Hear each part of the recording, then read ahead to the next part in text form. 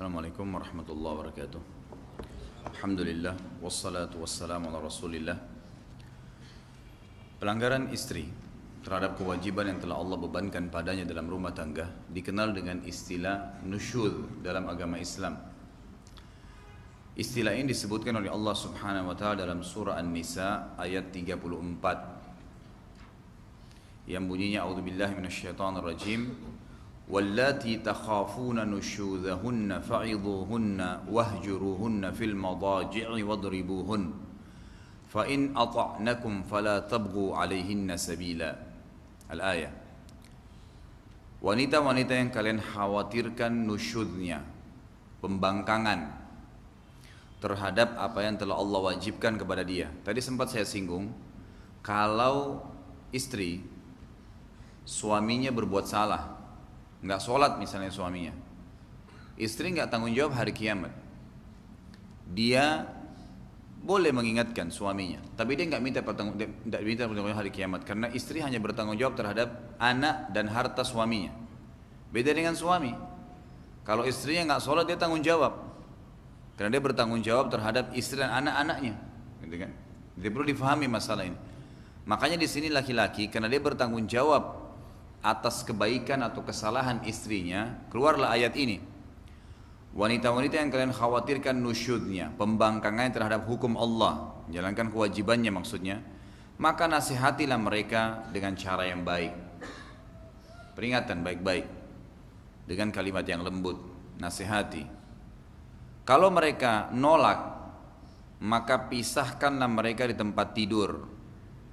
Jangan digauli, nggak seranjang, dibalik belakangi. Ini ulama hadis, ulama tafsir mengatakan dengan cara itu, namanya wahjuruhun. Hajar itu artinya tidak berinteraksi di ranjang.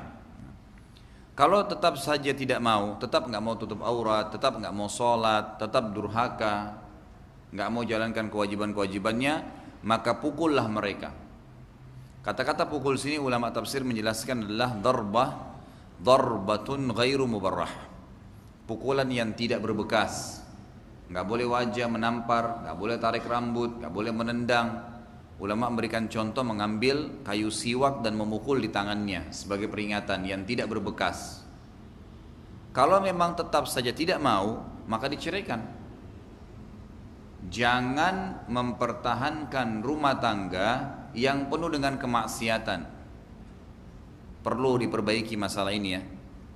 Ada orang subhanallah 10 tahun pasangannya nggak mau sholat, suka mukul, caci maki, nggak bakti dengan dia, istrinya misalnya, atau suaminya nggak mau berikan nafkah.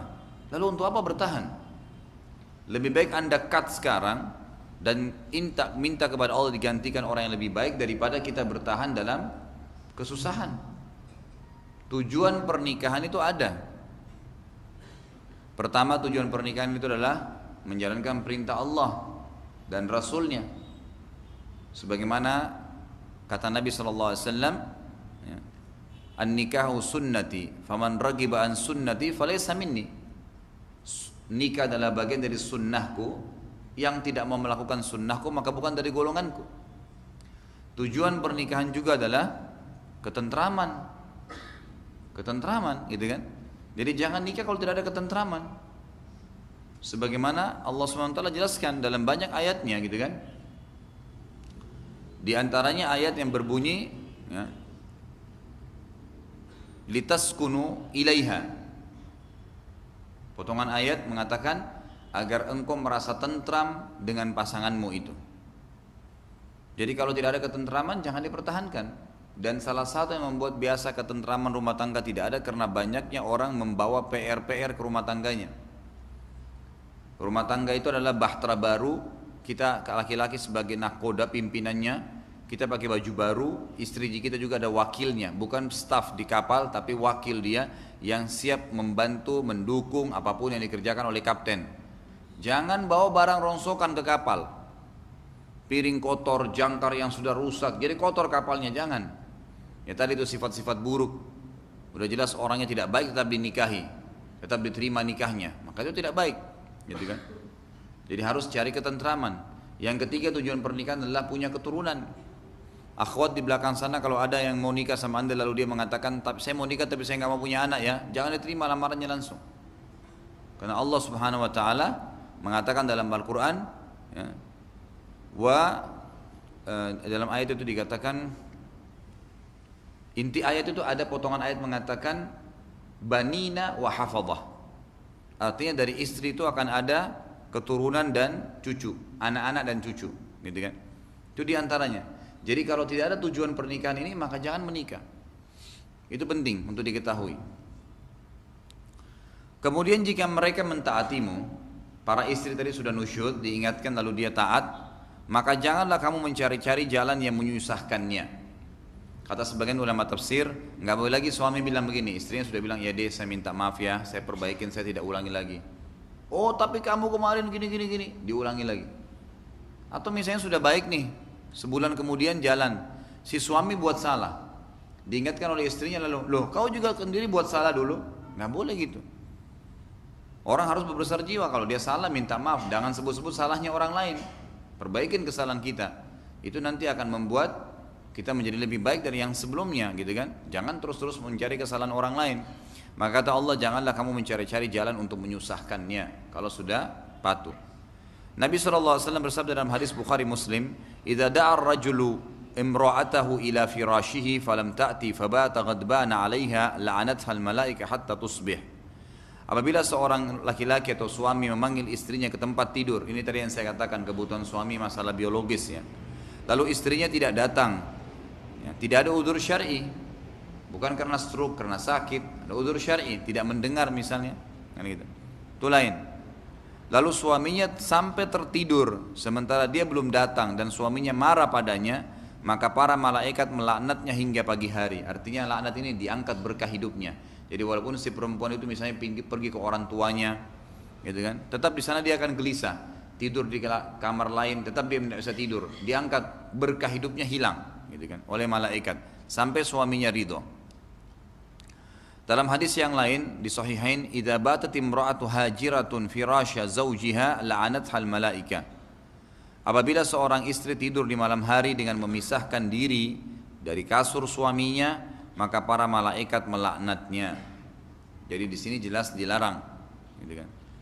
Juga dalam lafaz lain dikatakan, kata Nabi SAW, "Walladzi nafsi biyadihi ma min rajulin yad'u imra'atahu ila firashiha fata'ba 'alaihi illa kana alladhi fis samai sakhitan 'alaiha hatta yarda 'anha zawjuha." Demi zat yang jiwaku berada di tangannya, maksudnya demi Allah, tidaklah seorang laki-laki memanggil istrinya ke tempat tidurnya lalu istrinya itu menolaknya, melainkan zat yang di langit Allah murka kepadanya hingga suami itu ridha kepadanya, hingga suaminya ridha kepadanya. Kalau ada masalah-masalah pribadi, misal suaminya nggak jaga kebersihan, diingatkan dengan cara baik-baik, tapi bukan dengan penolakan yang akhirnya membawa kepada nusyud, gitu kan. Juga Nabi SAW mengatakan, saking pentingnya hak suami sampai istri nggak boleh ibadah sunnah, puasa sunnah, sholat sunnah, terutama puasa ya. Kalau suaminya lagi cuti, misalnya hari Senin ambil cuti di rumah, istrinya biasa puasa Senin Kamis, nggak boleh puasa sampai izin dengan suaminya dulu, karena melayani suami wajib, berpuasa tadi sunnah. Sebagaimana sabda Nabi SAW, la yahillu limra'atin an tasuma wa zawjuha syahidun illa biidnih wa la ta'zam fi baitihi illa biidnih. Riwayat Bukhari. Tidaklah halal bagi seorang perempuan untuk berpuasa sementara suaminya ada di rumah kecuali dengan izinnya, dan tidak halal pula mengizinkan seseorang masuk ke rumahnya kecuali dengan izinnya, walaupun kerabatnya, walaupun orang tuanya, harus dia pamit dulu dengan suaminya.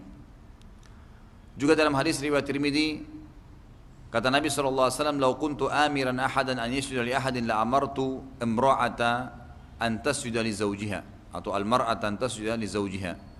Kalau boleh saya menyuruh orang lain sujud kepada selain Allah, maka niscaya saya akan perintahkan istri untuk sujud kepada suaminya. Tapi nggak boleh sujud, itu saking besarnya ya haknya suami. Kemudian ada seorang perempuan, bibinya Ibnu Muhsin, seorang sahabat, ini bibinya dia gitu, datang ke rumah Aisyah radhiyallahu anha, kemudian menceritakan semua keburukan suaminya. Waktu Nabi SAW masuk dan Nabi dengar, dalam riwayat Sahih riwayat An-Nasai, Kata Nabi SAW, "Unduri aina anti minhu fa innahu jannatuki wa naruki." Hati-hatilah kamu terhadap apa yang kamu ucapkan. Perhatikan kedudukanmu dibanding suamimu itu. Karena sesungguhnya suamimu bisa jadi surgamu atau nerakamu. Kemudian dua dalil yang tersisa adalah kata Nabi SAW dalam hadis dengan isnad yang sahih riwayat Nasa'i, "La yanzurullahu ila imra'atin la tashkuru li zawjiha wa hiya la tastagni anhu." Allah tidak akan melihat, artinya Allah akan mengurusnya sebagaimana Allah mengurus semua makhluk di muka bumi ini, kepada seorang perempuan yang tidak pandai berterima kasih kepada suaminya padahal dia butuh terhadapnya. Sering saya bahasakan begini, Anda kalau menikah nanti, bayangkan begini, Anda sebagai laki-laki misalnya di sini, pada saat Anda menikah, Allah pencipta langit dan bumi dan pencipta segala hal itu telah mewajibkan istri Anda untuk menjadi pelayan Anda. Itu wajib ya. Kewajiban istri untuk melayani, cuci baju, masak, layani biologis, apa saja. Siapa dia ini? Orang yang tadinya hidup di rumahnya terhormat dengan ayahnya, dengan ibunya. Tiba-tiba kita nikah dengan kalimat akad, pindah ke sini jadi pelayan. Namanya istri tapi pelayan, melayani suaminya. Dan Allah gantungkan ibadah di situ untuk dia. Kan gitu. Maka berbuat baiklah sama istri itu. Makanya kata Nabi SAW, berbuat baiklah dengan istri kalian karena mereka tawanan di tangan kalian, seperti tawanan. Pindah dari rumah ayahnya masuk rumah kita, lalu melayani kita, masak, ini, itu, semua dikerjakan. Dari mana? Dia tadinya hidup bebas di rumah orang tuanya kok, gitu kan? Dan kalian telah menghalalkan kemaluannya dengan kalimat Allah. Maka berbuat baiklah dengan kaum wanita, berlemah lembutlah dengan mereka, gitu kan? Sampai Umar tadi sudah mengatakan, kami kalau pulang ke rumah kami menghadapi istri kami seperti kami kembali masa anak-anak. Jadi lupa semua kepenatan, bercanda terus dengan istrinya gitu. Dan itu halal. Kata Nabi SAW, termasuk tidak yang tidak termasuk lagu. Lagu itu hal sia-sia yang Allah tidak suka, adalah bercandanya suami dengan istrinya atau istri dengan suaminya. Jadi biar berjam-jam itu ibadah. Makanya syaitan tidak mau itu. Malah orang kalau pacaran yang dibuat senang bercanda, orang yang suami istri malah dibuat saling jauh, benci. Kita harus melawan itu. Kemudian begitu juga sama istri.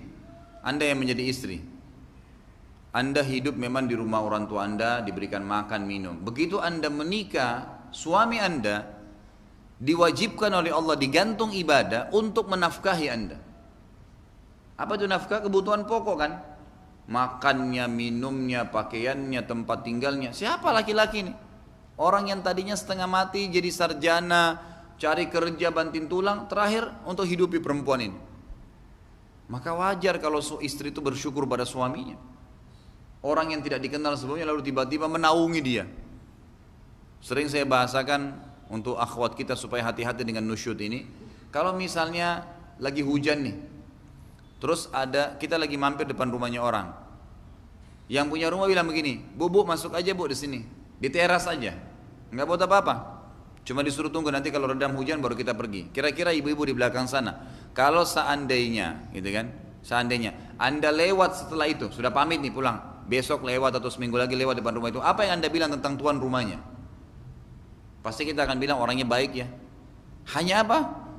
Hanya menyuruh kita nunggu sampai hujan berhenti saja.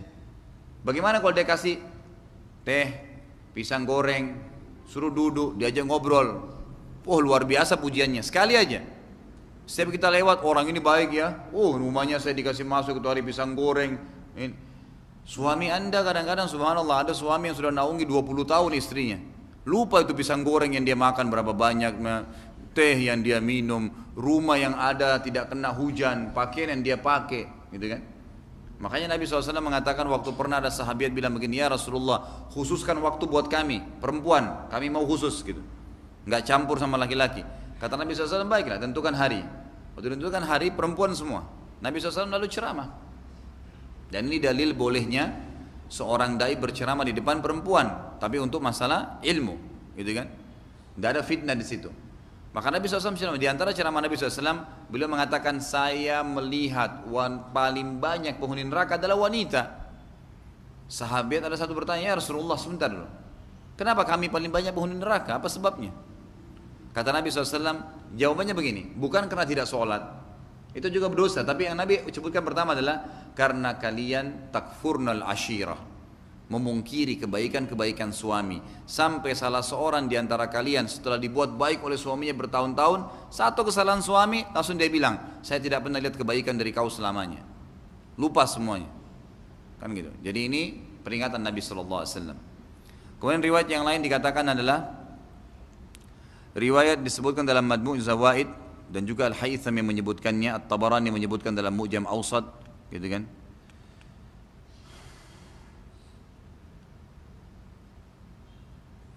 Dan ini khilaf di antara ulama tentang kesahihan derajatnya, tapi ada yang mengatakan rijalnya thiqat, ya perawi-perawinya benar, ada yang mengatakan juga matruk atau tertinggal, gitu kan. Kita ambil di tengah-tengahnya dengan sanad yang hasan. Sebagaimana sebagian ulama hadis mengatakan itu, kata Nabi SAW, man kharajat min baiti zawjiha la'anathal malaika hatta tarji' aw tatub. Barang siapa yang keluar dari rumah suaminya, istri ya, tidak izin dengan suaminya, maka para malaikat melaknatnya hingga dia kembali atau dia bertaubat kepada Allah Subhanahu wa taala. Dan beliau mengatakan dalam bab ini cukup banyak hadis-hadis yang membahas masalah rumah tangga. Baik, sebelum pindah ke pertanyaan, saya ingin menekankan 2 poin. Pertama, saudaraku, bagi Anda yang belum berumah tangga dan yang akan berumah tangga, selalu ingat hadis ini. Pesan dari saya. Hadis sahih kata Nabi SAW, iblis punya singgasana di lautan dan dia ingin menyamai Allah, tapi tidak akan pernah, karena Allah punya singgasana di atas air. Sebagaimana Allah katakan, wa kana arsyu 'alal ma', singgasananya Allah di atas air. Setiap hari anak cucunya melapor, saya baru buat fulan berkelahi, saya baru buat fulan berzina, berbohong, riba, macam-macam dosa. Sama iblis dianggap biasa semua. Sampai ada anak cucunya datang mengatakan, saya baru membuat suami istri cerai. Tahu apa prestasi itu? Sama iblis diangkat cucunya ini, didudukin sebelah singgasananya, berhenti tugas. Artinya apa? Bercerai adalah perbuatan yang paling disenangi oleh iblis. Sebaliknya, cerai perbuatan halal yang paling Allah benci. Abghadul halal ilallah at-talaq. Perbuatan halal yang paling Allah benci adalah perceraian. Berarti asas rumah tangga itu Allah suruh jauhi kita perceraian, perbaiki kalau ada kesalahan, kekurangan. Suami ini hidup 25 tahun, 30 tahun di rumah tangganya sama ayahnya ibunya dengan karakter, dengan pola, dengan tata cara sendiri. Ini juga istri kita perempuan hidup di rumah tangga orang tuanya dengan cara tutur kata yang tertentu, dengan pola makan tertentu, dengan cara hidup tertentu, seterusnya. Harus kita disatukan, nggak bisa disulap tiba-tiba seperti yang kita mau.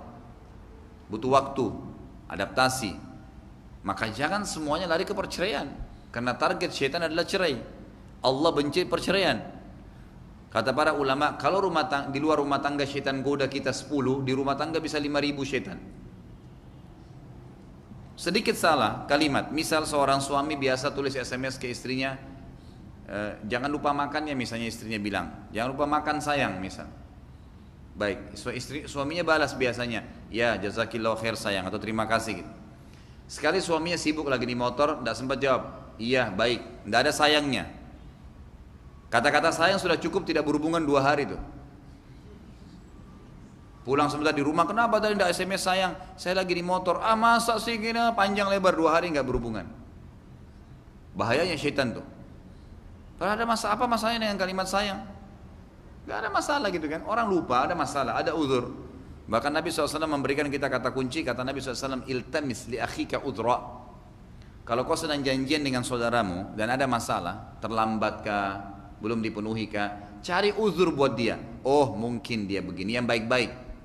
Jangan sangka buruk. Nabi SAW mengatakan akdzabul hadis adh-dhann.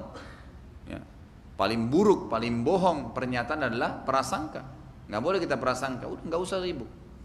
Ada raqib, ada atid yang catat amal kita yang baik dan buruk. Nggak usah repot-repot ambil tugasnya raqib dan atid. Itu penting. Jadi sadarilah iblis selalu targetnya menceraikan. Berarti target godaan setan pertama cerai. Jadi jangan cerai. Gitu kan? Yang kedua saudaraku, dunia ini hanya kemasan dan hiasan, sebentar dilalui. Kenapa harus semua masalah dunia ini jadi besar buat kita? Ada orang nggak bisa tidur gara-gara nggak dapat makanan favoritnya. Kenapa? Mati kalau nggak makan itu. Jadi orang mukmin itu ada tempe alhamdulillah makan, ada daging kambing alhamdulillah, ada ayam alhamdulillah, ada susu alhamdulillah, tidak ada air putih alhamdulillah, semua ada apa-apa. Wah itu juga cuma di ujung lidah kok. Kalau sudah lewat sedikit dari ujung lidah, masih dirasa ayamnya, masih dirasa dagingnya, sudah nggak ada. Jangan kemasan dunia ini membuat kita lalai semua. Sudah ada pasangan halal, cari yang haram.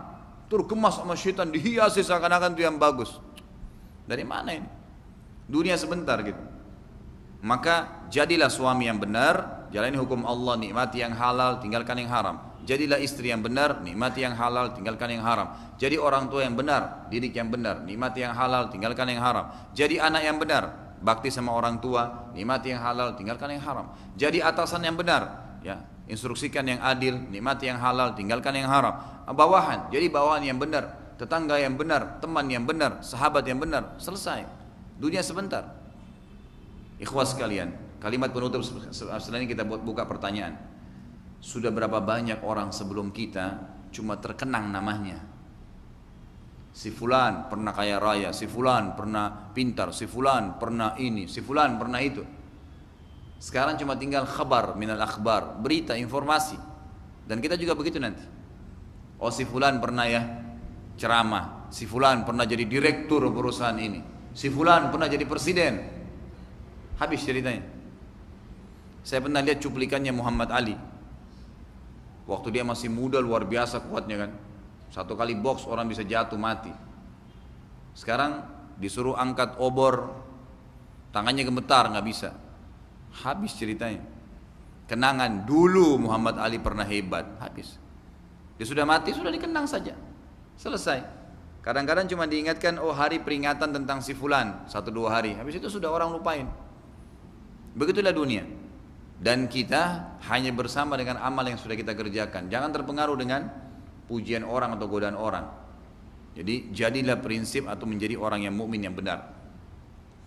Baik, kita buka pertanyaannya. Masih ada pertanyaan minggu lalu ini ya. Saya lanjutin dulu. Assalamualaikum warahmatullahi wabarakatuh. Jazakallah khair atas ilmunya. Semoga Allah menjaga antum. Sama-sama insyaallah. Teman saya di Inggris menitipkan pertanyaan berikut. Beliau kesulitan untuk melaksanakan sholat duhur, asar, dan maghrib di sana dikarenakan minimnya tempat untuk sholat. Sedangkan rumah dan kampusnya jaraknya cukup berjauhan. Kira-kira bagaimana solusi untuk teman saya ini Ustaz? Bolehkah beliau selalu menjamak sholatnya? Tidak boleh. Jawabannya mutlak tidak boleh menjamak dan tidak boleh meninggalkan sholat. Lalu bagaimana solusinya? Kata Nabi SAW dalam hadis yang sahih, innama ju'ila li ardan masjidan wa tahura. Allah sudah menjadikan untukku dan umatku bumi ini semua bisa jadi masjid dan suci. Sholat di bawah pohon. Kenapa orang bisa pacaran di taman kampus? Kenapa anda tidak bisa sholat? Kenapa? Anehnya malu kalau berbuat kebaikan. Sholat di kantor. Tidak ada tempat untuk sholat Ustaz. Ambil sejadah di sebelah komputer anda, di sebelah kursi anda bisa sholat. Tidak ada alasan gitu. Bahkan subhanallah ada sepupu saya sendiri. Dia masuk di Australia, sekarang sudah warga negara Australia dia. Kebetulan ibu dia tante saya langsung, adik ayah saya gitu. Jadi saya dengar dari ayahnya kisahnya gitu. Dia saking sering dididik oleh tante saya untuk sholat, maka di kampusnya itu dia kumpulin anak-anak muslim, waktu dia masih SMP gitu. Ngobrol-ngobrol untuk sholat yuk, kenapa nggak sholat gini-gini. Ternyata setelah mereka tunjukin prinsip sholat, 3-4 orang anak muslim itu sholat, kepala sekolahnya menghargai, dianggap itu perbuatan baik gitu. Dan ternyata memang anak-anak muslim ini tidak pernah buat keributan, yang lain sering ganggu orang, ini enggak. Pintar berprestasi di sekolah, langsung kepala sekolahnya keluar instruksi dikasih satu ruangan khusus jadi masjid di sekolah Kristen. Tunjukin prinsip. Ini agama saya yang perintahin kok. Kan begitu mestinya. Jadi insya Allah tidak akan ada yang menghalangi kita. Jadi jalani hukum Allah SWT. Mau di Inggris mau dimanapun tidak ada masalah. Hukum Allah tetap berlaku. Pernah saya dengar dalam kajian Ustadz, waktu Rasulullah SAW melewati 2 buah kuburan, beliau bersabda kepada para sahabat, salah satu penghuni kubur sedang disiksa karena tidak membersihkan bekas buang air kecilnya atau kencing. Yang saya mau tanyakan, apakah itu membersihkan kemaluannya atau bekas kencingnya? Dalam hal ini toilet atau zaman sekarang. Jazakallah khair. kencingnya masuk lungkup semuanya, dimulai dari kemaluannya sampai tempat bersucinya, semuanya, pakaiannya kepercik, sama. Apapun yang tersentuh kencing, maka berarti harus dibersihkan dalam Islam. Mulai cebok kemaluannya, tempat dia buang kencingnya, pakaiannya kalau kepercik, semua kena. Karena tidak sah sholatnya kalau masih kepercik, tidak sah kalau dia nggak cebok, gitu kan? Dan itu penyebab siksa kubur. Sebagaimana sudah disebutkan tadi, memang ada sabda Nabi SAW waktu lewati kuburan, dua kuburan, Nabi mengatakan dua penghuni kuburan ini sedang disiksa, dan mereka disiksa pada hal-hal yang tidak dianggap besar oleh manusia, tapi besar itu di sisi Allah SWT. Yang pertama suka namimah, ngadu domba orang.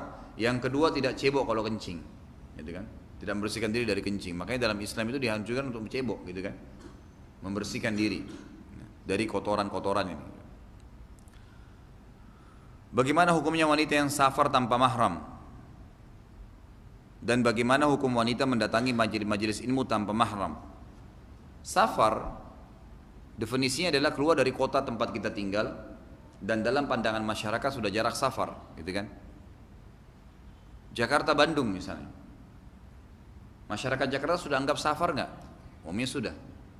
Yang paling kuat pendapat tidak ada kilometernya, walaupun ada pendapat Abdullah bin Umar radhiyallahu anhu yang diangkat oleh ya para ulama Malikiyah, dikatakan bahwasanya ini jaraknya Bekkah sama Jeddah, jadi sekitar 60 sampai 80 km. Tapi ada pendapat Ibnu Umar sendiri yang lain radhiyallahu anhuma, itu bahwasanya jarak safar itu adalah keluar dari wilayah. Maka yang Allahu alam, yang saya pegangi pendapat dan saya sudah berapa kali sharekan dengan para ulama-ulama besar ini, bagaimana cara memahami hadis-hadis safar ini. Maka pendapat yang paling saya simpulkan dan saya paling kena dengan itu adalah, ada satu yang mengatakan, jadi salah satu murid Syekh Albani mengatakan kepada saya, begini Khalid, yang paling kuat kalau kita temukan semua dalil ini adalah keluar dari wilayah dan dianggap jarak safar. Misal, ada seseorang keluar dari kotanya, tapi jaraknya dekat sekali dan pandangan masyarakat memang tidak safar. Contoh, ini rumah saya, ini batas antara Indonesia sama Malaysia, tetangga saya Malaysia. Saya kalau ke tetangga saya sudah pindah negara, keluar, syarat pertama safar sudah terpenuhi. Tapi apakah dalam pandangan masyarakat sekitar itu sudah safar? Tentu tidak, karena dianggap cuma tetangganya sebelah. Tapi pernah ada kejadian begini, ada satu lokasi dakwah di Sulawesi Selatan dulu, kami kirim dai ke sana. Subhanallah, kampung itu dari kota Malino yang tinggi gitu kan, kayak puncak kalau di Jakarta ini, turun lagi mungkin sekitar 1 jam lagi turun, jalannya susah, ke lereng gunung gitu.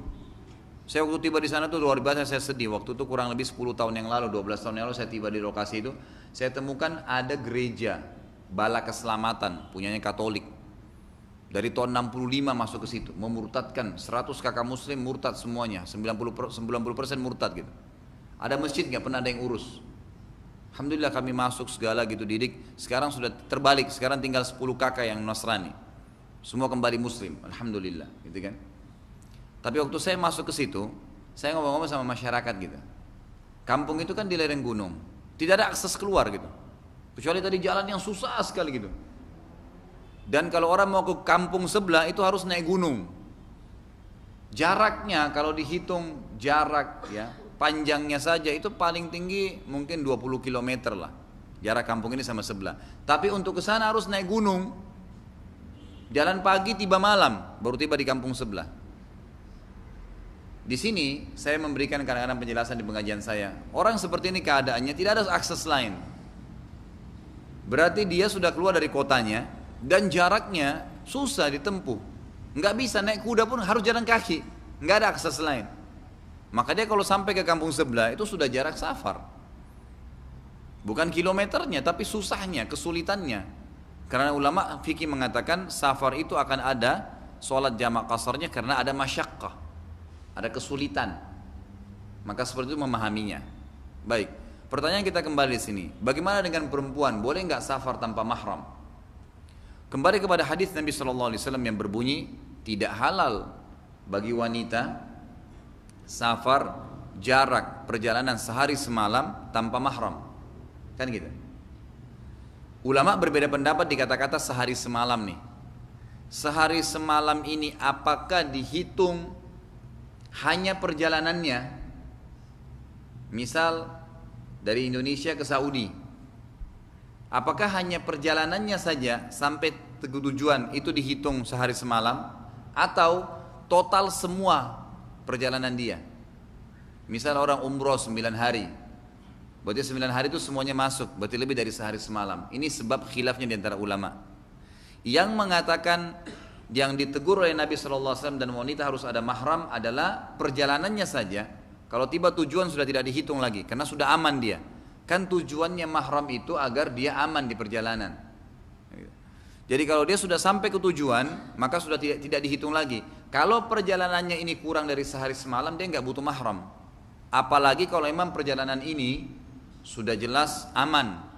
Seperti sekarang nih, Jakarta Surabaya, 1 jam naik pesawat. Perempuan berangkat, tidak ada masalah, aman semuanya, gitu kan? Kalau dihitung zaman dulu tolok ukurnya, zaman Nabi SAW, itu jarak Jakarta Surabaya sama jarak Madinah Mekah. Zaman Nabi nggak boleh perempuan safar tanpa mahram kalau jadi Madinah ke Mekah, karena susah sekali. Di tengah jalan bisa ditangkap oleh perampok, bisa diperkosa, bisa dimakan hewan buas. Dan perjalanan memang 3 hari 3 malam baru sampai ke Mekah. Jaraknya sekitar 400-500 km. Tapi sekarang Jakarta Surabaya jarak 600 km hanya dengan sejam pesawat. Bagaimana memahami poin ini gitu? Nah, pendapat pertama mengatakan selama perjalanannya kurang dari 24 jam sehari semalam boleh dia safar tanpa mahram, apalagi kalau ada keamanan. Kan gitu. Pendapat kedua mengatakan kalau yang dimaksud sehari semalam masuk termasuk perjalanan dia di sana, selama dia di sana seminggu kah, 7 hari kah, 10 hari kah, masuk berarti tidak boleh tanpa mahram. Dan pendapat kedua ini mengatakan tidak boleh sama sekali safar tanpa mahram, gitu kan? Apapun alasannya, apapun alasannya. Allahu alam. Jadi beginilah pendapat yang ada gitu. Kalau saya, ya Allah alam, saya berpegang, saya sudah diskusi terakhir dengan salah satu, saya katakan tadi, murid Syekh Albani rahimahullah. Jadi saya katakan sebenarnya seperti apa saya memahaminya. Terlalu banyak orang yang bertanya pada saya di Indonesia di pengajian ini, bagaimana masalah perempuan haji tanpa mahram, umroh tanpa mahram, bagaimana cara memahami itu, gitu kan? Boleh nggak? Halal nggak? Lalu dirincikanlah. Kalau yang berpegang pada pendapat pertama mengatakan halal, 9 jam pesawat, kurang dari 24 jam, berangkat aman, nggak ada masalah. Ada pendapat yang mengatakan boleh, pendapat kedua mengatakan tidak, karena kan harus dengan total perjalanan semua. Nah 9 hari berarti sudah lebih dari sehari semalam, nggak boleh. Dan tidak wajib haji bagi perempuan yang tidak ada mahramnya. Tetapi umumnya pendapat ulama, termasuk pendapat kedua sendiri yang mengatakan tidak boleh perempuan safar tanpa mahram, mengatakan waktu ditanya, ya saya dengar sendiri banyak sekali masyayikh di Madinah pun, kalau seandainya sudah terlanjur berangkat, sahkah hajinya? Pendapat kedua tadi mengatakan kan tidak boleh kalau tidak ada mahram. Tapi kalau sudah terlanjur berangkat, sahkah hajinya? Semua ulama mengatakan sah. Dia berdosa dengan safarnya tanpa mahram, tapi hajinya sah. Seperti hukum kalau perempuan kerja di kantor pakai rok pendek, kelihatan auratnya, haram, berdosa. Tapi waktu dia masuk masjid pas azan duhur, masuk masjid kantornya bawa mukena, tutup aurat semua dari kepala sampai kaki tertutup. Sahkah sholatnya? Sah, karena sholatnya pakai mukena, tutup aurat. Tapi dia berdosa dengan tidak tutup aurat di luar, maka harus dipisahin gitu. Kurang lebih begitu. Tadi sebelum sholat maghrib, setelah sholat qobliyah, saya memperhatikan Ustadz berdoa, menengadah tangan. Mohon di-share Ustadz doanya, rahasia dong ini. Doa itu kan curhat sama Allah, masa mau dibongkar-bongkar gitu. Mau tahu bocorannya? Yang bertanya aja ya. Jadi doa itu ada 2 macam. Ada doa yang sifatnya, doa ini memang rutin. Sudah Nabi SAW ajarkan.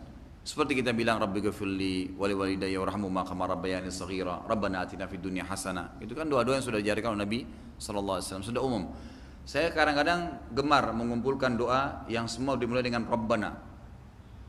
Di Al-Quran saya keluarin gitu kan. Seperti misalnya Rabbana innana amanna faghfir lana dzunubana wa qina adzabannar, Rabbana innaka man tudkhilin nar faqad akhzaita ma lidh-dhalimin min ansar, Rabbana Rabbana Rabbana, semua ada banyak tuh. Mungkin ada lebih dari 30-40 doa. Ini doa yang kita panjatkan Kadang-kadang kita mungkin bukan tidak ada hajat ya, tapi bukan hajat khas kita di situ. Kita amalkan karena Allah sebutkan dalam Al-Quran dan Nabi SAW amalkan kita. Itu doa yang pertama. Doa yang kedua ini hajat. Nah ini bebas, hajat antum apa gitu? Sampaikan kepada Allah Subhanahu Wa Taala. Yang penting syaratnya agar doa kita bisa diterima yang pertama harus diikuti dengan keikhlasan. Berdoa bukan karena ingin dipuji oleh orang di sebelah kita. Memang betul-betul butuh hajat dengan Allah. Ikhlas. Yang kedua, yakin Allah terima. Kata Nabi SAW, Udu'u rabbakum mukinuna bil ijabah. Berdoalah kepada Tuhan kalian dengan yakin Allah akan terima. Yang ketiga, nggak boleh minta yang haram. Tidak boleh makanan dan pakaiannya juga haram. Kata Nabi SAW, seseorang yang berantakan rambutnya, kotor bajunya, gitu kan? Kemudian tidak pakai alas kaki, berdoa kepada Allah di langit, mengatakan ya Allah kasih, bagaimana Allah kasih, makanannya haram, minumannya haram, pakaiannya haram, tidak dikasih. Yang keempat, tidak tergesa-gesa. Kata Nabi SAW dalam hadis Bukhari Muslim, yustajabu li ahadikum ma lam ya'jal. Seseorang pasti diterima doanya sama Allah selama tidak tergesa-gesa. Ucapannya, Rabbana atina fid dunya hasanah. Bukan Rabbana atina fid dunya hasanah fil akhirati hasanah. Atau apa yang diucapin gitu. Kemudian juga tidak tergesa bisa minta jawaban. Kata Nabi SAW, wa kaifa ya'jal ya Rasulullah? Bagaimana cirinya orang yang tergesa-gesa itu ya Rasulullah? Kata Nabi SAW, yaqulu da'autu wa lam yustajabu li fatarakat du'a. Dia bilang saya sudah berdoa belum ada jawabannya maka dia tinggalkan doa. Itu buru-buru, tergesa-gesa. Kita panjatkan proposal kepada Allah. Bawahan, atas bawahan di kantor minta dinaikin gaji sama dirutnya. Tulis permohonan, masukkan ke ruang direktur. Kira-kira apa yang antum lakukan setelah itu? Nunggu atau gebrak-gebrak pintu dirut? Nunggu. Nggak mungkin, mana proposal saya, permintaan, nggak mungkin, mana berani, dipecat dari kantor. Allah udah kasih kita badan, udara, mata, macam-macam nikmatnya banyak gitu kan. Hanya minta ini terus belum dikasih, protes. Sabar, gitu kan? Allah lebih tahu. Makanya ulama bilang kalau kita berdoa sama Allah, Allah lebih tahu kapan dikasih, kenapa dikasih, sebesar apa dikasih, dan kapan dikasih. Terserah Allah itu. Bukan kita yang atur, itu Allah SWT yang atur. Udah sampaikan, selesai. Dan luar biasanya kalaupun belum kita lihat jawabannya, tetap saja kita berbuat ibadah kepada Allah Subhanahu Wa Taala. Kalau saya pribadi ada hajat-hajat tertentu yang saya fokus gitu. Di antaranya adalah ada hadis Nabi SAW yang berbunyi, kalau ini antum minta di-sharekan gitu kan. Ada hadis Nabi SAW, manusia ada 4 golongan. Yang paling afdal, yang paling luar biasa adalah yang Allah kasih ilmu dan harta. Lalu dia habiskan ilmunya dan hartanya di jalan Allah. Diinfakkan, diajarin ilmunya. Infak hartanya, diajarin ilmunya. Ini orang yang paling afdal di sisi Allah SWT. Datang golongan kedua, orang yang Allah kasih ilmu tanpa harta. Tapi dia lihat golongan pertama dan dia bilang, ya Allah, dengan ilmunya ya, kalau saya punya harta seperti orang itu saya akan buat sama. Artinya saya akan pergi haji, hajikan orang, saya akan bangun masjid, saya akan bangun ini. Begitu niatnya. Maka kata Nabi SAW, fahuma fi ajri sawa. Mereka sama pahalanya. Tapi golongan ini golongan kedua. Ada golongan ketiga yang Allah kasih harta tanpa ilmu. Kaya tapi nggak tahu halal haram. Nggak tahu harus diapain hartanya. Lalu dia habiskan hartanya di jalan kemaksiatan. Foya-foya, bangun diskotik, macam-macam, bioskop, karaoke, beragam macam maksiat. Datang golongan keempat, paling bobrok nih. Nggak ada ilmu, nggak ada harta. Masalahnya bukan dia lihat golongan pertama sama kedua, golongan ketiga nih. Dia bilang kalau saya punya harta, saya akan buat seperti orang ini. Bangun diskotik, bangun bar. Apa kata Nabi SAW? Fahuma, keduanya ini 3 dan 4, fi wazri sawa, di dosa sama. Udah goblok, bodoh, miskin gitu kan. Ini bahasanya begitu, bukan individu ya, tapi luar biasa gitu. Yang dicontohin orang maksiat kepada Allah SWT. Kalau saya pribadi selalu saya berdoa begini, ya Allah, karuniakanlah saya ilmu dan harta. Secara pribadi gitu kan. Kemudian buatlah saya menyelesaikan dan mengeluarkan semua di jalan Allah. Jadi saya minta agar dijadikan golongan yang pertama ini. Ini bocorannya. Satu aja ya. Masih banyak yang lain tapi nanti. Apakah hukumnya menutup aurat bagi laki-laki hanya sebatas ditutup tapi membentuk bentuk kaki Seperti jika sedang main bola, memakai celana di atas lutut tapi menggunakan kaos kaki panjang sampai paha, tetap nggak boleh. Tutup aurat itu artinya tidak memperlihatkan aurat, kelihatan langsung kulitnya atau tidak. Jadi kalau orang pakai celana ketat, sama saja dengan tidak pakai celana. Sekarang saya tanya, kalau ada perempuan lewat pakai celana jeans ketat, kira-kira ya, bukankah setiap orang yang lihat sudah tahu bentuk pahanya? Bedanya hanya kalau celana misalnya pakai biru, kalau buka Allah alam warna apa, gitu kan. Jadi itu sudah membentuk. Laki-laki juga begitu, tidak boleh pakai baju kaos ketat kecuali dengan istrinya lain. Dengan istri silahkan, boleh berdandan, gitu kan. Tapi kalau di depan umum tidak boleh. Dianjurkan kita pakai baju yang luas, yang lebar. Memang begitu. Jadi kalaupun mau pakai main bola, pakai training yang panjang nutupin sekalian. Kenapa harus pakai celana pendek kaos kakinya sampai paha? Seperti pertanyaan ini. Apa enggak ganjil tuh kelihatan? Kayak pakai stocking, gitu kan. Ya enggak usah, pakai celana yang di bawah lutut dan insyaallah bismillah tidak ada masalah, gitu kan. Apa hukum laki-laki pakai cincin? Bahan cincinnya bukan dari emas. Apakah itu meniru wanita? Enggak apa-apa, enggak masalah pakai cincin. Nabi SAW pakai cincin. Nabi SAW pakai cincin dan itu dibolehkan dalam agama Islam. Tapi dijauhi emas. Dan termasuk adabnya enggak boleh pakai cincin di dua jari ini. Pakainya di sini sama sini boleh. Bahkan Nabi SAW sunnahnya memakai di jari kelingkingnya. Kalau ini nggak boleh, telunjuk dengan jari tengah nggak boleh, karena ini menyerupai kaum Lut, kaum yang suka lakukan homoseksual. Dulu itu ciri khasnya mereka pakai cincin di dua jari ini, maka dianjurkan untuk dijauhi. Disebutkan dalam sebuah riwayat seperti itu. Dan jauhi masalah emas ya. Mohon penjelasan tentang zakat profesi. Ringkasnya adalah setiap bulan saya dipotong 2,5% dari kantor saya. Ada pendapat mengatakan itu boleh, ada pendapat mengatakan tidak ada zakat profesi. Lalu kira-kira bagaimana hukumnya masalah zakat profesi, termasuk masalah bonus yang saya dapatkan, ya kan? Misal gaji yang ke-13 atau THR, karena selama ini setiap kali saya mendapatkan gaji bulanan atau bonus, saya selalu langsung mengeluarkan 2,5% dari penghasilan saya sebagai niat zakat. Mohon pencerahannya Ustaz. Sudah sering saya ulangi ya, pendapat ulama yang paling kuat dan berpegang pada dalil tidak ada zakat profesi, nggak ada. Karena zakat profesi itu langsung dicap. Seorang pegawai gajinya per bulan 5 juta. Saya baru melamar kerja dapat 5 juta gaji. Langsung dihitung 1 tahun ke depan, tidak tahu dia mati atau enggak, pokoknya 12 tahun, 12 bulan ke depan langsung dihitung. Diakumulasi ternyata 60 juta. Dihitung 85 gram emas cuma 50 juta misalnya, maka dia wajib keluarin zakat 2,5%, tiap bulan dipotong. Bahkan tidak mau lihat pegawai ini kebutuhannya, utangnya nggak dilihat, itu salah. Zakat itu punya dua syarat, haul dan nisab. Haul masa setahun yang kita tentukan sendiri, misal Ramadan ke Ramadan, Januari ke Januari, tentukan sendiri masanya, gitu kan? Banyak orang pilih Ramadan ke Ramadan supaya mudah diingat. Anda sendiri tentukan. Haul itu artinya masa setahun uang kita tersimpan ya. Misal sekarang Anda belum lihat nih, niat mulai malam ini. Ramadan yang kemarin mulai niat haul saya deh, mulai tanggal startnya. Berarti Ramadan tahun depan tutup buku Anda. Apapun yang terjadi selama setahun ini, misal 2 bulan setelah Ramadan dapat warisan, 3 bulan setelahnya dapat keuntungan jual beli mobil, 2 bulan setelah itu lagi bangkrut usahanya, bayar rumah sakit. Semua itu biarin berkecamuk, nggak masalah, berjalan, nggak ada zakat.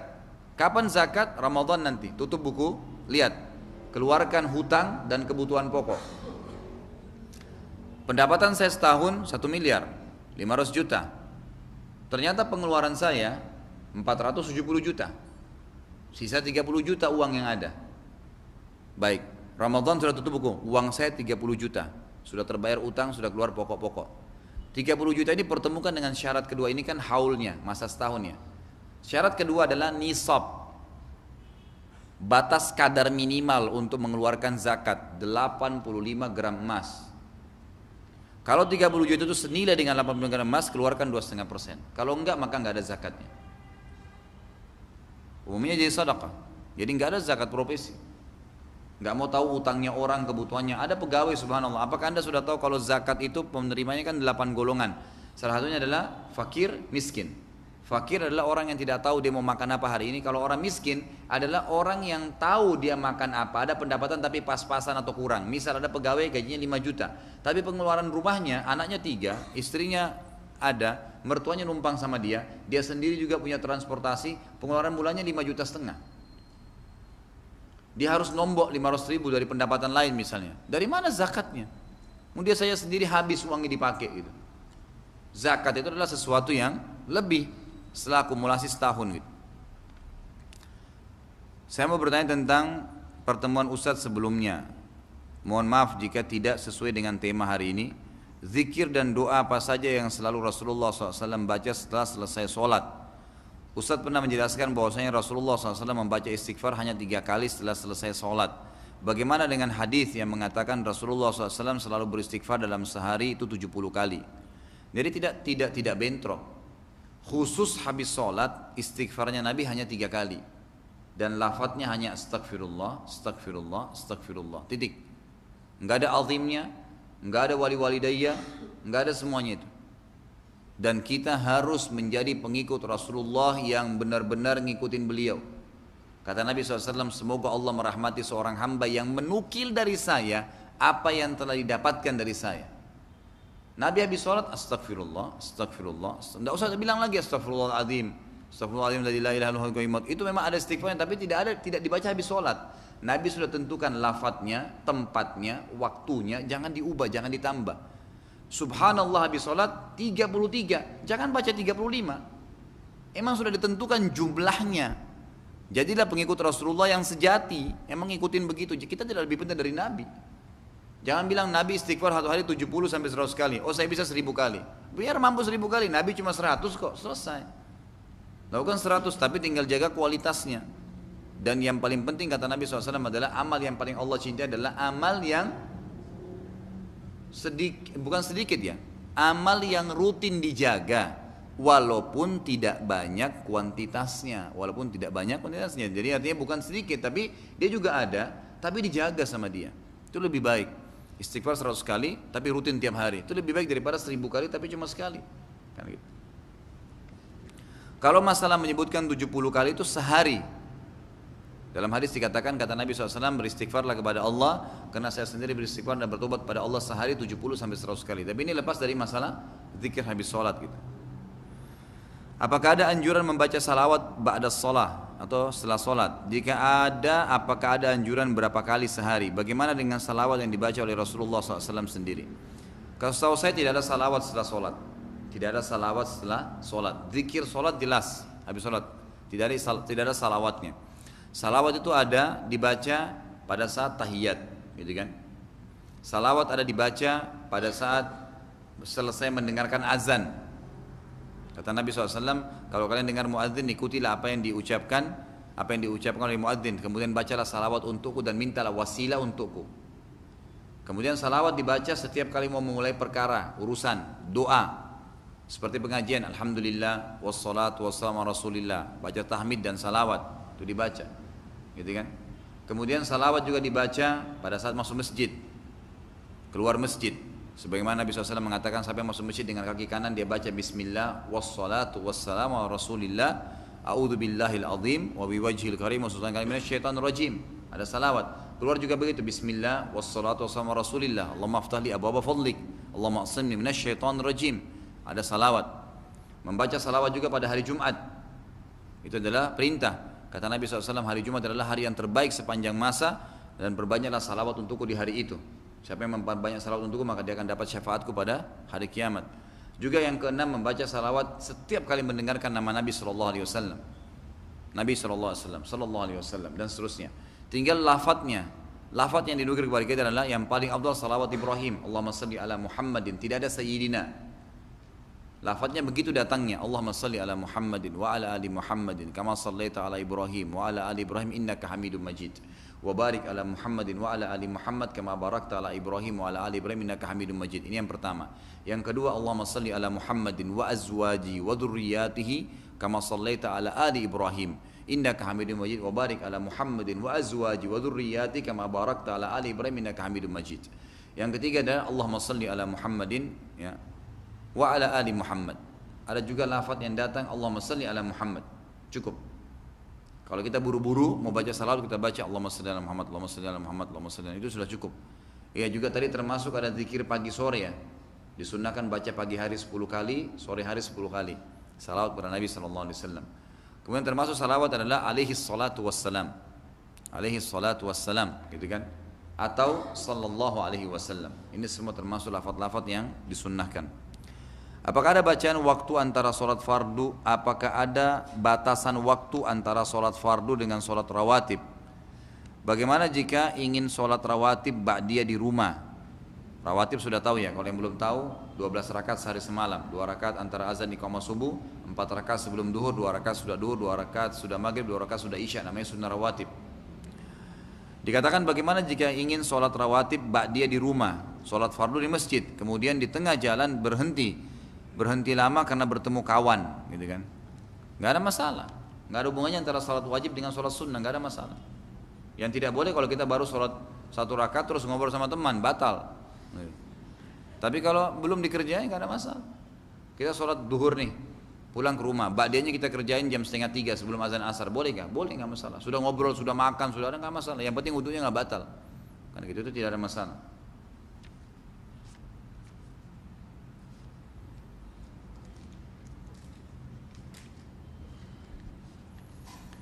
Apakah doa dalam bahasa Indonesia pada saat sujud dapat dilafadzkan atau cukup diucapkan dalam hati?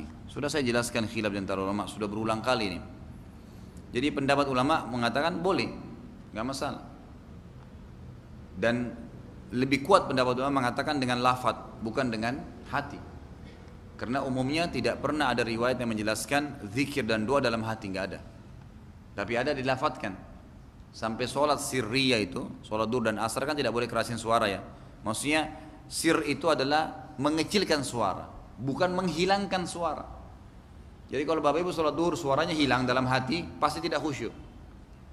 Makanya ulama bilang dikeluarin, termasuk sunnah Nabi SAW mengeluarkan suara hanya dia yang dengar, sehingga dia bisa konsentrasi. Kalau dalam hati pasti menghayal. Makanya nggak ada namanya bacaan dalam hati. Quran dibaca dengan keluarin suara, sholat dengan keluarin suara, doa dengan keluarin suara, zikir dengan, tapi sebatas kita saja, nggak boleh teriak-teriak. Itu dimaksud. Bagaimana hukumnya memeriksa diri ke dokter spesialis yang berbeda jenis kelamin dan dokter tersebut harus melihat aurat kita, bagian sensitif dalam pemeriksaan tersebut. Cari dulu dokter yang lain gitu. Alhamdulillah banyak gitu. Cuma kadang-kadang kita malas gitu kan, atau gengsi. Banyak dokter perempuan, masya Allah di Indonesia kalau kita lihat masuk kampus kedokteran itu penuh, mungkin perempuan lebih banyak dari laki-laki.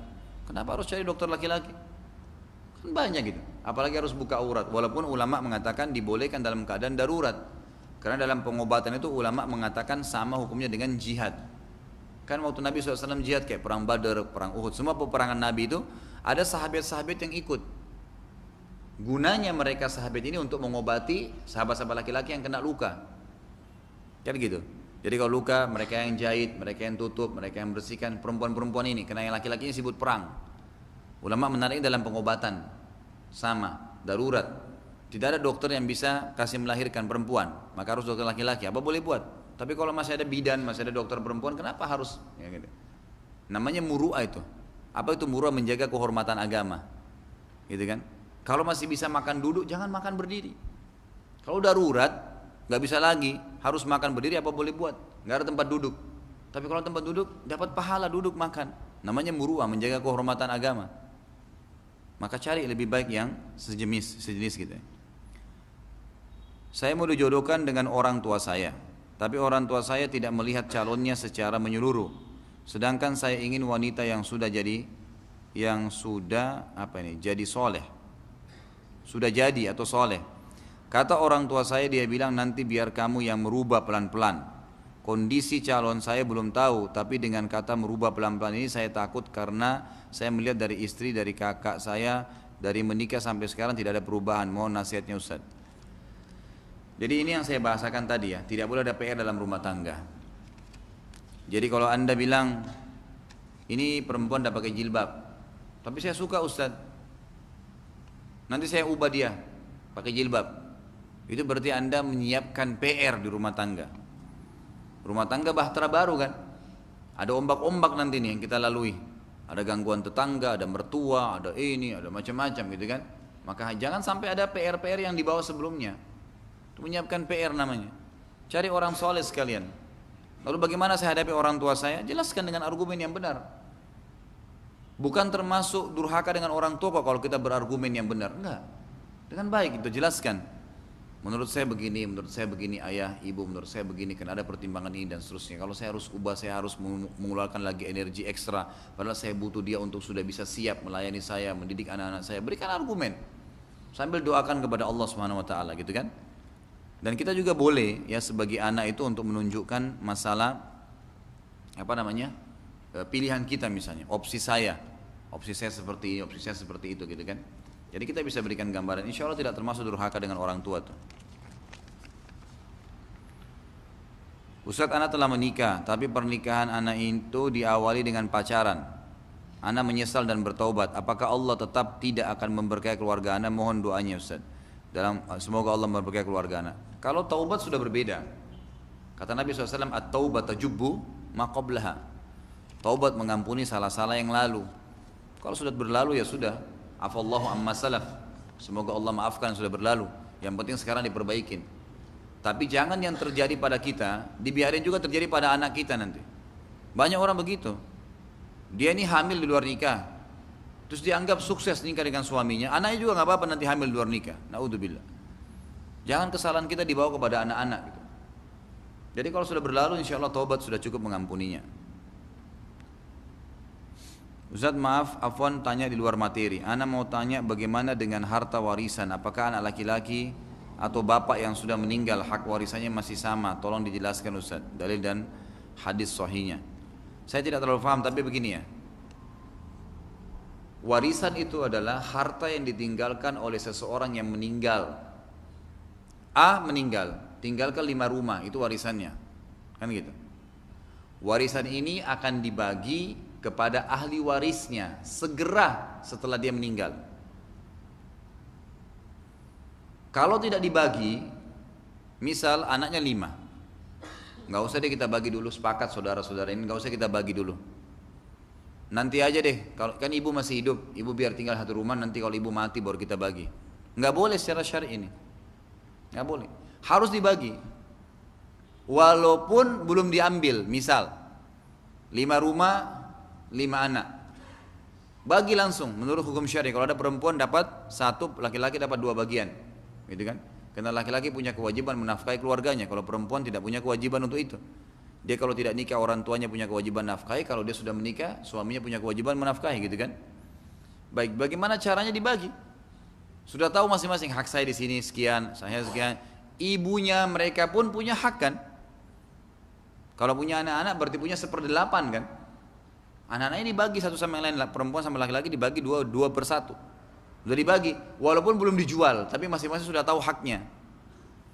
Jangan ditunda karena akan akumulasi. Misal tidak dibagi nih, ternyata dari 5 anak ini ada yang meninggal 2 sebelum ibunya. Bagaimana itu? Dia tetap dapat kalau memang harta awal belum dibagi. Yang tidak dapat itu kalau begini. Si A tadi ini, si ayah belum meninggal. Dia punya 5 anak. Ternyata anaknya dia yang kedua meninggal sebelum ayahnya. Meninggal sebelum meninggalnya pemilik harta, si A. Maka si anak ini tidak dapat warisan, termasuk anak cucunya, nggak ada warisannya. Dari si A ya, nggak ada warisan karena dia meninggal sebelum yang punya harta meninggal. Tapi kalau si A, ayah meninggal duluan, maka anak-anaknya punya hak. Kalau belum dibagi, walaupun mereka sudah meninggal, ahli warisnya tetap dapat. Karena memang hak mereka awalnya gitu. Jadi tidak boleh warisan ditunda. Harusnya dibagi langsung pada saat itu. Apakah anak yang sudah yatim masih ada hak hak yatim bila ibunya sudah nikah lagi? Apakah masih disebut yatim? Yatim itu definisinya adalah seseorang laki-laki atau perempuan yang meninggal ayahnya saja. Kalau ibu nggak ada istilah yatim. Indonesia supaya dikasihani ditambah piatu, gitu kan? Jadi kalau yatim ayahnya mati, piatu kalau ibunya mati, gitu kan? Jadi tidak ada piatu dalam Islam, cuma yatim saja, anak yatim. Siapa itu yang seorang anak yang ayahnya meninggal? dan dihitung yatim selama dia belum balik. Kalau sudah balik bukan yatim lagi, masa nenek-nenek ngaku yatim? Masya Allah, banyak sekali. Ini saya baca satu kalimat ada poligami nih, terakhir lagi. Ini pihak laki-laki ini selalu jadi gara-gara ya. Sabar ya ibu-ibu ya. Jika jodoh Allah yang tentukan dan Allah membenci perceraian, kenapa cerai tidak diharamkan? Jadi kita harus faham bahwasanya Allah menciptakan kebaikan dan keburukan, sunnatullah itu. Allah menciptakan iblis, syaitan, sunnatullah untuk menggoda manusia. Allah menciptakan juga manusia dan kita diberitahukan bagaimana menghadapi mereka, itu sunnatullah. Ada malam, ada siang, ada laki-laki, ada perempuan, sunnatullah. Ada jahat, ada kejahatan, ada kebenaran. Pada saat kebenaran itu, ya, tugasnya kan kebenaran membendung kebatilan ya, ingkar mungkar, kan gitu. Kalau kebenaran tidak membendung kemungkaran, kemungkaran akan merajalela kan. Ada zina menyebar di satu kampus, nggak ada kelompok yang pungkirin nih, lurusin, ya makin merajalela. Harus ada yang pungkiri, nggak boleh nih, haram. Allah dukung itu, orang-orang yang ingkar mungkar, gitu kan? Baik, di sini pertanyaannya, Allah menentukan jodoh. Salah ya, bukan Allah menentukan, Anda menentukan jodoh. Masuk dalam takdir ikhtiar. Saya pernah jelaskan kan takdir ada dua macam, masih ingat ya? Takdir mutlak, tidak ada campur tangan kita di situ. Lahir dari rahim ibu siapa, paras wajah kita, bahasa yang kita gunakan, udara yang kita hirup, sebagian rezeki dan kematian, itu namanya takdir mutlak, gak ada campur tangan kita. Yang kedua takdir ikhtiar, takdir yang Allah tentukan di Lauhul Mahfuz sesuai dengan pilihan kita, tapi Allah catat sesuai dengan keluasan ilmu Allah. Allah sudah tahu sebelum ini orang diciptakan apa yang dilakukan selama dia hidup sampai dia mati. Termasuk dalamnya jodoh. Sekarang saya punya pilihan fulana, 3 perempuan misalnya, 4 perempuan, 5 perempuan, ada pilihan. Siapa pada saat saya pilih A, siapa yang suruh? Allah yang suruh? Enggak, Anda yang pilih kok, kan gitu. Tapi dengan kita pilih A, Allah sudah tahu kita akan pilih si A itu. Sudah lama sebelum kita lahir Allah sudah tahu, dicatat sebagai takdir kita. Jadi kalau dikatakan jika jodoh Allah yang tentukan, itu keliru. Kita yang tentukan, tapi Allah dengan sunnatullah kita pilih seorang pezina, seorang pembohong, akibatnya adalah dia akan sering bohong. Sunnatullah kan. Minuman ini nggak boleh racun, tetap kita minum, ya mati. Gitu. Udara tutup hidung kita nggak nafas, ya mati. Sunnatullah gitu kan. Nikah sama orang buruk hasilnya akan buruk. Allah sudah tuntun, jangan nikah sama orang buruk ya, nikah sama orang baik. Orang baik itu cirinya gini. Terus sudah kita jelasin. Nikah dengan orang baik maka akan baik hasilnya. Pilihan dia sendiri, gitu kan? Di sini Allah SWT tidak haramkan perceraian. Kenapa tidak diharamkan? Karena perceraian adalah solusi dalam Islam. Sekarang ada orang menikah, la qaddarallah, menikah dengan seseorang. Awalnya kelihatan baik dan segala, ternyata setelah ketahuan dia seorang perampok, dia orang yang zalim, memukul, nggak sholat, menipu, pezina. Lalu terus solusinya apa? Cerai, kan gitu. Nggak mungkin seorang mukmin atau mukminah bertahan di naungan atau bersama dengan orang jahat, gitu kan? Kalau tidak ada cerai bagaimana? Seperti orang Katolik tuh. Tahu nggak kenapa orang Kristen Katolik sekarang susah sekali mereka nikah? Laki-lakinya itu nikah nanti umur 40 tahun, 45. Tahu kenapa? Mereka lebih senang untuk kumpul kebo. Biar punya anak haram nggak apa-apa. Karena dalam agama Katolik kalau sudah nikah nggak boleh cerai. Nggak boleh cerai. Makanya mereka kalau sudah nikah, kalaupun tidak saling cocok, ya sama-sama punya selingkuhan nggak apa-apa. Ketahuan, tahu ini punya pacar, punya selingkuhan, tapi tidak boleh cerai. Dalam Islam cerai solusi. Kalau ada masalah kita hadapi buntu, ya sudah, gitu kan? Maka cerai. Nusyud, membangkang, diceraikan. Jadi memang Allah tidak haramkan karena dia sebagai solusi, tapi tidak boleh juga dianggap remeh sehingga menjadi bahan mainan. Sebagaimana Nabi SAW mengatakan jangan main-main di 3 hal, di pernikahan, perceraian dan rujuk kembali setelah cerai. Mungkin sampai sini dulu. Kalau benar dari Allah, kalau ada salah dari saya mohon dimaafkan. Subhanakallahumma bihamdika asyhadu an la ilaha illa anta astaghfiruka wa atubu ilaik. Wassalamualaikum warahmatullahi wabarakatuh.